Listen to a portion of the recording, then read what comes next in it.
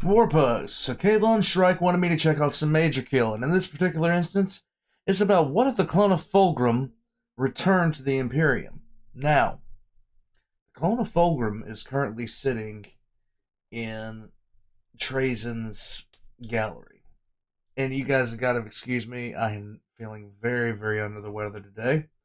But the clone of Fulgrim currently resides in Trazyn's gallery, traded to Trazyn for quite a lot of Emperor's children gene seed. Now, if the loyal clone of Fulgrim returned to the Imperium, I'm not quite sure what all would happen as a result of this. He would most definitely be disgusted with his children. I will say that. I will say that. I think the biggest disservice done in the lore to any character so far is the denial of Fulgrim's redemption arc, which would have been amazing to say the least. If the soul of Fulgrim somehow wound up joining with the clone Fulgrim. But that's neither here nor there, Warpugs. Um, as of right now, there is no escape from Trazyn's vaults unless, your Tyranids, of course, or unless he decides to play Pokeball and summon you to fight some sort of battle.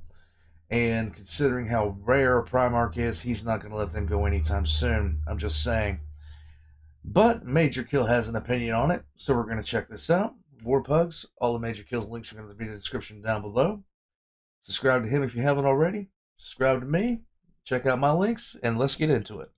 G'day guys and gal. No one quite knows how to tease like Games Workshop. They introduce amazing, super interesting stuff into the lore that has a ton of potential plot points and lore implications before then just throwing it off a bridge with some cement tied to its feet. Yeah. The loyal clone of Fulgrim is the biggest example of this. Fabius literally creating the perfect Primarch clone of Fulgrim, Fulgrim without the baggage, the Fulgrim that could have been if there was no layer blade, but then proceeded to lock him in Trazyn's museum where he will never be mentioned again. But what if Fulgrim slipped the noose and escaped from Fabius? What if he reached the Imperium, reached Guilliman or the Lion? Would he be accepted or killed on sight? What would his goal be? Who would he hunt? How would he redeem himself? Right. After all, if GW isn't going to give us a satisfying Clone Grim story, then you bet your ass I will. Before we get started, this is your last chance to pick up the 2024 cosplay calendar before it's gone for good. I'm not sure how much I can show on YouTube, but what I can tell you is that this was a labor of love that took almost a year to organize and put together. 11 or 12 if you get the Legendary Edition, stunning cosplays with 6 beautiful models. Damn right I'm beautiful. We've already sent out the first few hundred with thousands more ready to go,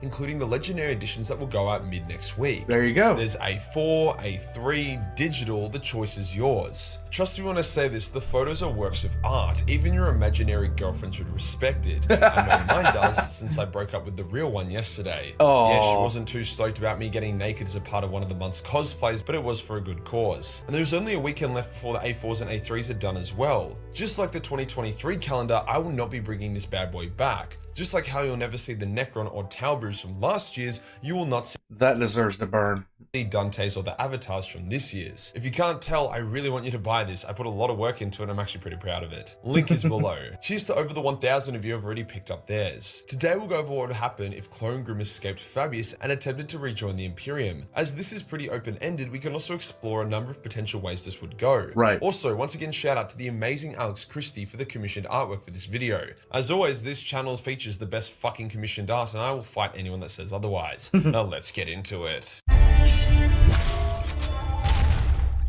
Let's set the scene. Fulgrim has been traveling with and serving Fabius.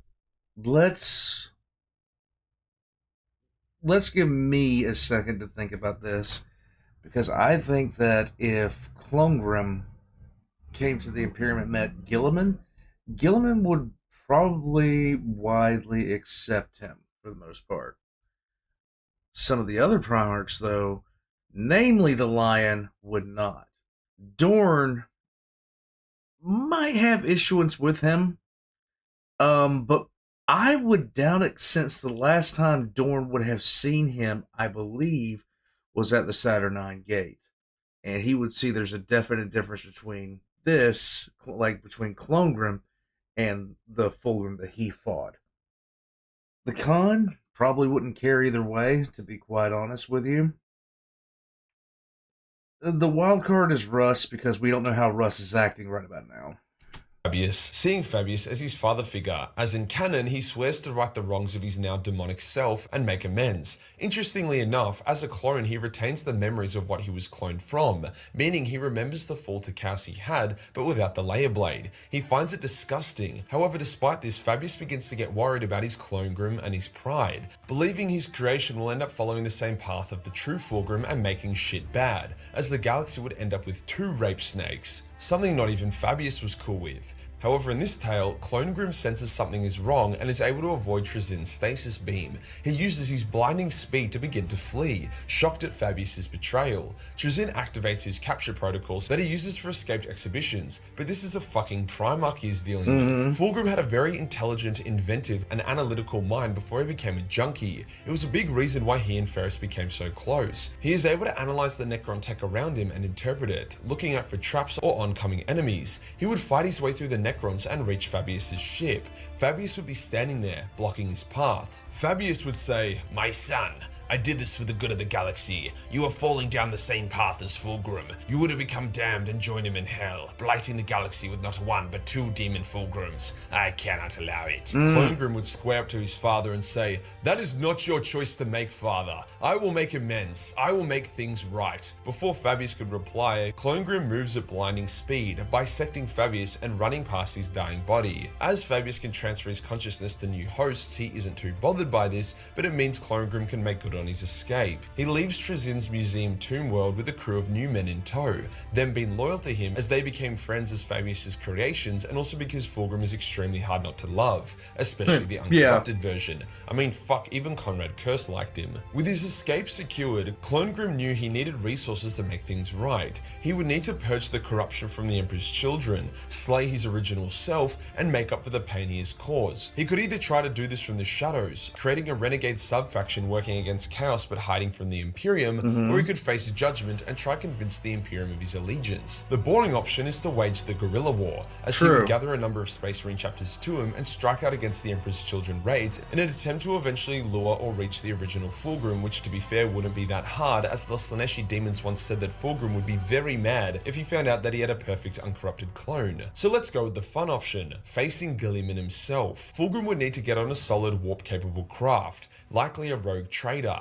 He would track down a rogue trader and use his new men to make contact. They would convince the curious trader to meet with their master. The rogue trader would meet Clone-Grim and be confused, terrified, and fascinated. Clone-Grim would use his Primarch aura and intense charisma to convince the rogue trader of his cause. The trader would eventually agree and take him to Terra. The rogue trader would also fill Clone-Grim in on the events of the galaxy, such as the return of Guilliman and the Great Rift, as well as I can only imagine, like I said so many times before, that upon learning what's going on in the wider Imperium, Fulgrim just slams his head into a wall and repeat.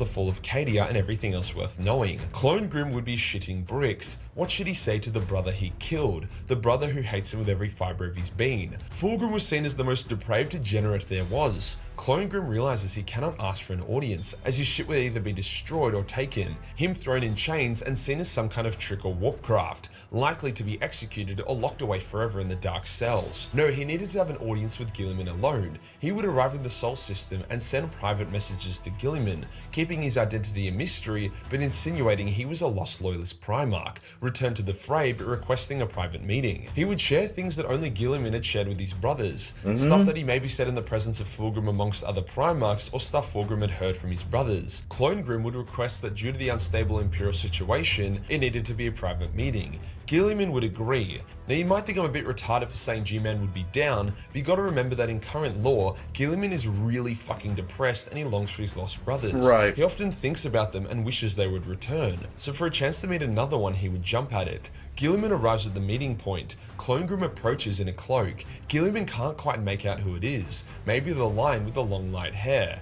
Then Clone-Grim removes the cloak and falls to his knees. He only manages to say, "Brother," before Guilliman is charging, Emperor's sword alight with flame. Guilliman swings the sword for Clone-Grim's neck. Clone looks at him in the eyes, unflinching. If this is how he's to meet his fate and make atonement, then so be it. Just as the sword falls to end Clone life, Guilliman looks his brother in the eyes. They stare at each other for a second. Guilliman seeing the eyes of his true, uncorrupted brother, eyes he hadn't seen for over 10,000 years, free of malice or corruption. The sword stops a flick of a dick away from Clone neck, Clone letting out a barely perceptible breath. Guilliman says with clenched teeth, "What is this? Who are you? Why can I not even sense any corruption upon you?" Clone would explain himself, his creation, his memories, and his desire to make amends. The fact that without the Layer Blade there is no corruption, and that he is ready to take the head of the original Fulgrim. Now, Primarchs are pretty good at detecting lies and falsehoods, especially when they're staring into each other's eyes. Rabute summons forth his librarians, who scry Clone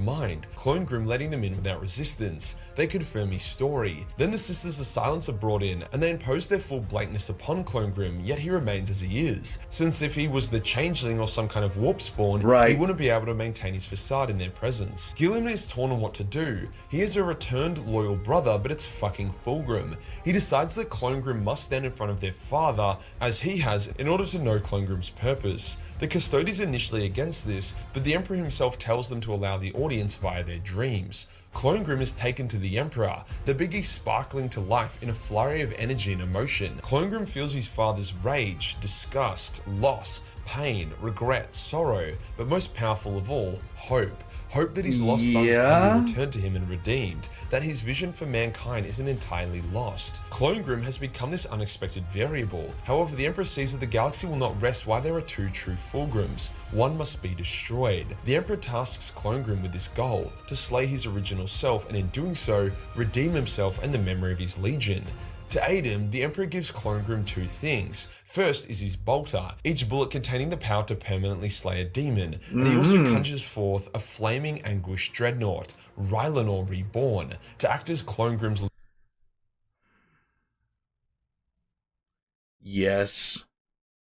1,000 times yes. living weapon and a reminder of his purpose. Should Clone stray from his path, Rylanor would be there as the Emperor's avatar to destroy him. Yes, I know that's a stretch, but fuck you, Rylanor is dope, and him returning for this what if is a must. Guilliman tells Clone that while he wishes him luck, he cannot announce him to the Imperium or directly aid him, as it would cause too much chaos and controversy. However, Guilliman does say that upon looking at Imperial records, there are at least 2 chapters he should look into contacting, the Death Eagles and Sons of the Phoenix. The Death Eagles being founded by Emperor's children loyalists who survived the heresy, with the Sons of the Phoenix appearing to be Balsarius Call having a bit of a laugh and using Emperor's children gene seed to create loyalist Primarchs chapters. Perhaps other chapters using Emperor's gene seed would also be uncovered. Clone would unite them in purpose, his own micro-legion setting off. His goal would be to lure Slutgrim out of his eternal masturbation in order to try permakill him with the Emperor's Bloodline. This is where the story could branch off in a million ways. Honestly, it would make for a great fucking series. Clone striking out against the corrupt Emperor's children, the Emperor's children being shocked that their gene father is attacking them at the head of a loyalist army. Eidolon would strike back and create an interesting conflict, similar to the Lion's new novel, Son of the Forest, where he unites the Fallen to take on Seraphax, a Chaos Sorcerer Fallen, but this time it's Clone taking on Eidolon. It would actually be such Eidolon remains the biggest blowhard in the entirety of the Emperor's Children.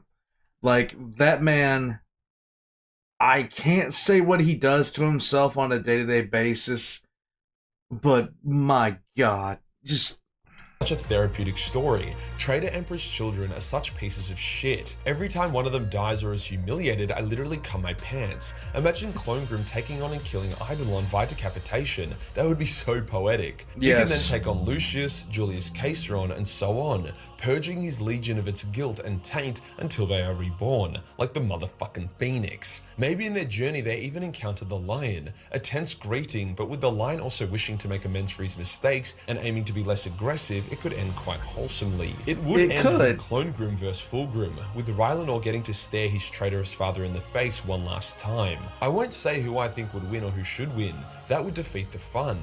Would Clone vanquish his original form, pumping him full of righteous lead and becoming the redeemed Fulgrim? Or would the original Fulgrim triumph, claiming the soul of his clone and sending Rylanor back to the warp, ending the road of redemption for the Emperor's children and re-entering the setting as a wrathful being dedicated to the destruction of the Imperium? Imperium. It's just a damn shame that Josh Reynolds, the creator of Fulgrim, said he was just used as a plot point for Fabius and he would never return. Josh would then go on to leave the Black Library. But in saying that, GW does love money, so maybe one day they will dust off Fulgrim and let him out of his cell, giving us the most epic comeback story in all of Warhammer 40k. It would be. If you enjoyed the video and you want to support the channel, then pick up a cosplay calendar. After all that talk about Fulgrim the Emperor's Children, there is no way you don't want to stare at tits right now. Hit the subscribe button and hit the real subscribe button for more redeeming content. Join the Discord for more memes and I'll see you in the next one. Peace. To be perfectly honest, Fulgrim returning would be one of the best storylines that they could do. Be one of the ultimate stories of redemption. That's why I was so irritated when they did what they did via a short story, basically tearing up what they had done at the end of Fulgrim. Fulgrim's own personal, well, not personal book, but the third book of the Horus Heresy. I think it would be worth a read. It would be worth everything. As long as GW doesn't do what they sometimes do, where it's just like, oh, by the way, this happened, which pisses me off to no end. But Fulgrim returning, I still say that, like, I think that between Gilman and Fulgrim would be kind of like you said at first. I'm still not sure about the Lion though, but the Lion has kind of chilled out ever since the stupidity happened. Warpugs, let me know what you think in the comments. Subscribe to my brain, guys. Subscribe to Majorkill if you haven't already. All links are going to be in the description below.